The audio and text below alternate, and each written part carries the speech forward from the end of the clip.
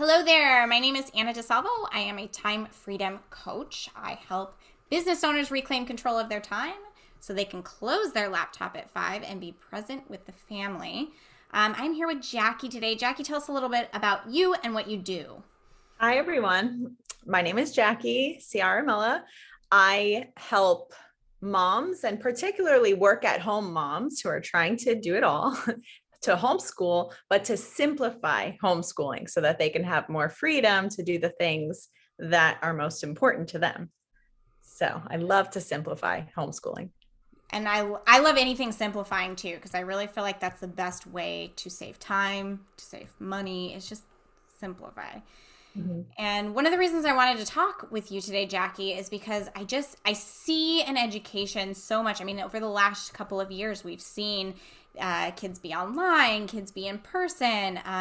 Right now we're seeing kids that have to be out of school for a short period of time or back in school, and they're switching back and forth. Some people are full in person, going full steam ahead. But I see more and more now parents kind of looking at their child's education, looking at how they want that to go, maybe, peeking a little into the curriculum and seeing things that are different than they had expected, and maybe wondering, hey, what can I do how do I even homeschool? Or how do I have more say or more involvement in my child's education? And so, just kind of from that beginning of the homeschool, since that's primarily what you do, why don't you tell us a little bit about your homeschooling journey, and how that's gone for you? Okay, so I am a former teacher. So I taught in the New York City public school system for a couple of years full time, and then I did a bunch of part time jobs, and I was a sub. And I've seen a ton of different classrooms in some of the best New York City schools that were labeled the best. And when I had my second daughter, my husband suggested that I stay home with her and homeschool instead of working. So that was something that I was not really excited about at the time, because it's just all I knew was I work, and my kids will go to school. And that's just the norm. It was the norm for me. So we tried it. And what I did was I tried to recreate the school system and bring it home, and to everyone's detriment. And I overdid it. I overplanned. I created a schoolroom in the basement. I had a nursing newborn, and I was trying to homeschool the number of hours that would be the same amount of hours that a child would be in school. And everything just blew up. And I struggled for years and years trying to refine. And we would struggle a lot with math, and then I would switch math curriculums, and then we would struggle again, and I would switch again. And I realized after all these years that I was doing everything the wrong way. I really needed to simplify, and I had the power to make my own decisions instead of trying to be a slave even to the curriculum that I was buying. It was like I was a slave to the curriculum. And that's kind of what led me to teach what I teach now, because it's very defeating. It feels very defeating to get to that place where you just feel like nothing is working at home the way it should work. So I think you bring up a good point that, the transition from, a traditional school model, because you've got 30 kids in a classroom, 35, sometimes more, sometimes less, but really you've got a group of kids. And, there's a lot of transitions that you have to do. I'm a former teacher too. So, it's like those transitions of everybody's got to get their pencils out. Well, you got to wait for everybody to get their pencils out, or everybody's got to get in line. And now all of a sudden you don't have those same transitions at home. And so you've got all this flexible time, but yet in our minds, we think, okay, well, it should be 30 minutes for math or an hour for math or whatever it is. And I think that actually, to some degree, because I taught, during all of the online schooling, I think to some degree that was the hardest part of it, is that, really when there's one kid, you don't need, 8 hours a day to get all the same things done. And so modeling it a little bit differently can be really powerful. But that really does take a mindset shift, doesn't it? Like, It's not just like, oh, I'm going to sit down and do these separate subjects. It's much more like, okay, well, I'm going to take a little bit more of a holistic approach. So you spoke a little bit about that difficulty of homeschooling in the beginning. What do you think do you think that's the most difficult thing, or is there something else that was the most difficult part of homeschooling in the beginning? For me, it was especially staying consistent with the things that we chose. I think, and again, mindset always comes in. I would always assume that if we were having trouble with a math curriculum and my daughter was fighting about doing it, I always assumed that it was the curriculum's fault. So I would throw it away and sometimes even give up. And I would focus on my job. You know, we always had to try to make ends meet because New York City is very expensive. So I was always working on the side, trying to do something to help my husband. And that too, there's a lot going on in my mind. And I felt like I was just bringing my job to my homeschool table. And that was the worst. And because of that, I didn't know how to manage my time at all. And I was overcomplicating everything. So I would struggle with consistency and just kind of abandon it for a couple of days and then go back to it. And I know that that's like kind of like the secret struggle that a lot of homeschooling working moms have. Sure. Their job takes priority and then they have so much inner guilt because of it. So consistency was definitely a big problem for me. And I can understand that because it's also like that discouragement, right? Of like, oh, this isn't working. There's an obstacle. Well, I still have to do this other thing. And I think also during this pandemic time where people were online schooling and working their jobs at the same time, it was kind of the same thing. And really investing some time and energy in the beginning to know that, okay, well, things aren't going to work perfectly, you know, for the first little bit while you're getting into the groove. But doing something is better than doing nothing, you know? And so just kind of getting into that rhythm of doing that and managing your time better. It sounds like you've learned some skills over time and probably help people with that now. What do you love about it though? So there are some pieces that are hard, but like what's awesome about it? So I love the connection piece, just being with my kids like all day. Really, you get to know them. You really get to know them well. And you don't get them back when they're burnt out at the end of the day. And, you know, the school day is really long for these kids. And when they come home, they're tired. And, you know, that's when a lot of moms like want to connect and they just need some space, you know? And so the connection piece I love to be able to spend time and talk with them. And I love the freedom of it, you know, being able to go on vacations on off seasons, all Big the selling point. yes, it is. It's really amazing. So yeah, I'm definitely the connection piece, but I also love the control that I have over the education. So I really love interest-led learning. Like I do a lot of that with my kids. You know, I ask them what they want to learn about, and then we'll just dive in.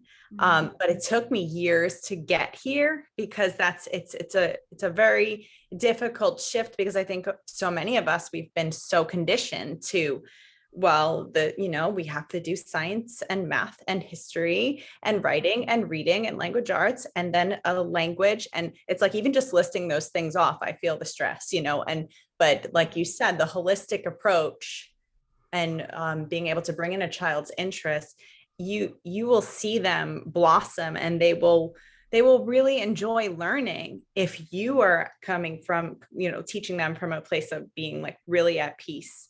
And the fact that they will have some control over what they're learning too, because their interests are being sprinkled in, is huge. So it's more of like a partnership. It's a teamwork instead of I'm the parent and you do what I say. And now we're doing math and now we're doing history. And it's like, I think it's just the whole culture of homeschooling, being connected with your kids, getting to know them, and then bringing the academics all into that, you know, bringing it all together is really just so beautiful.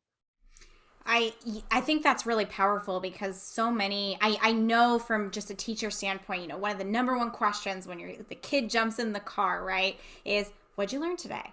And then almost always, the parents will be like, well, they said I did recess. Like it's just something that's like you plan this huge cool project, in the classroom or whatever, and then that was the response. But it's because they like the social time, or there were so many. I almost wonder if there's so many different things that we did throughout the day that it's kind of hard to like go back and be like, oh yeah, I did that one little thing at 8 o'clock in the morning.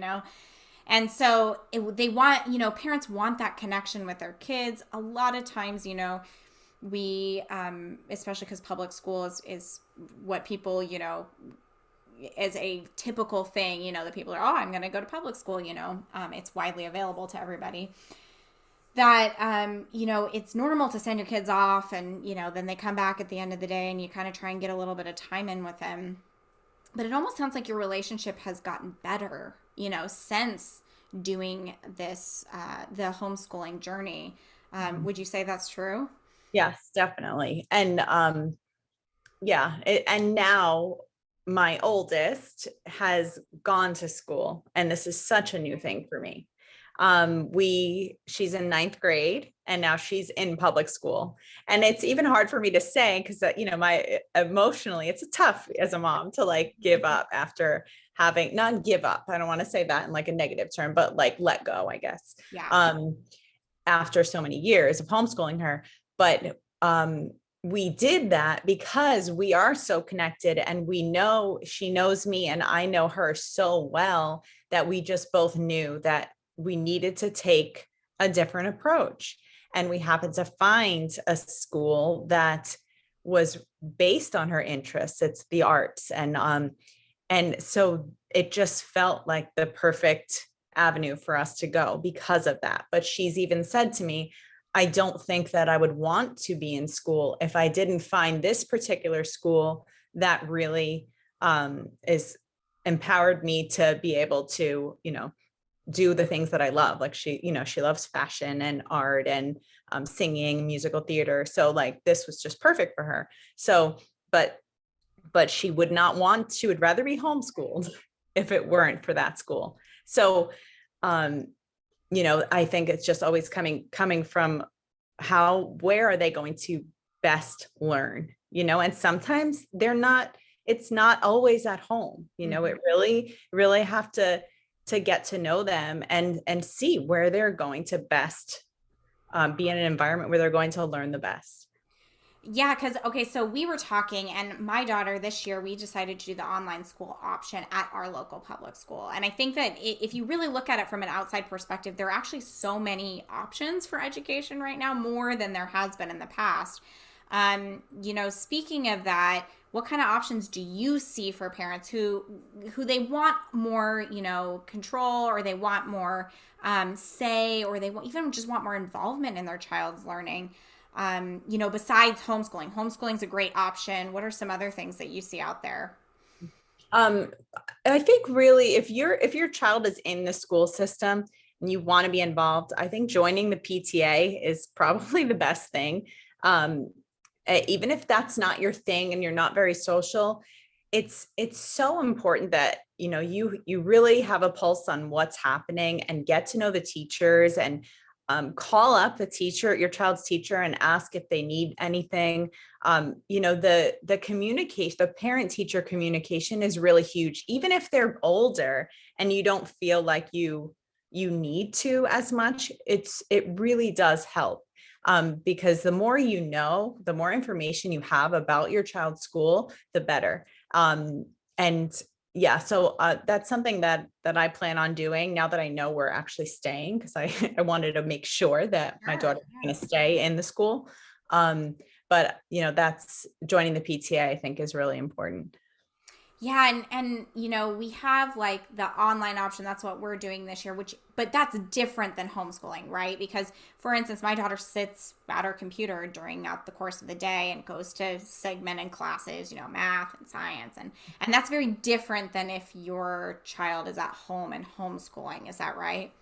Yeah, and there are plenty of actually live classes that you can pick and choose from. There are so many different things that former teachers have now created different history classes online. It's called outschool.com. And so you can actually take classes based on interest from a live teacher, or you can, there are curriculum that you could buy that is online, or you can just piece your curriculum together. I mean, there's so many options. If you Google homeschool curriculum, you're probably going to be overwhelmed because it really just depends on how your child learns best too. Some children learn really well through the computer and some don't. And a lot of it is trial and error. But there are so many options. And that's what's really the beauty of it now with the internet, and to be able to just, have a search and see what would work best and try different things out. So Yeah, that is true. I mean, I think that it can be really helpful to have somebody to be sort of your guide in this process, because I know for me, we had the online option. That's what we did. It worked actually pretty well for us last year, so we went at it again. But I'm always open to other options because I think it's important to, I overhear things, I see things, I take an active role as much as I can, although I'm not an expert in high school math, as much as I can. And, over time, you just have a different perspective and how involved you want to be. And so those are some good tips about, if your child is in the school system, just starting by getting involved, volunteering as much as you can, PTA, board meetings, that kind of stuff. If you're wanting to do, an online option, keep involved in understanding. And, I do check-ins with her pretty frequently throughout the day and sit down with her if she needs help with something, or and then, trying that homeschooling option. I know you help people with this process.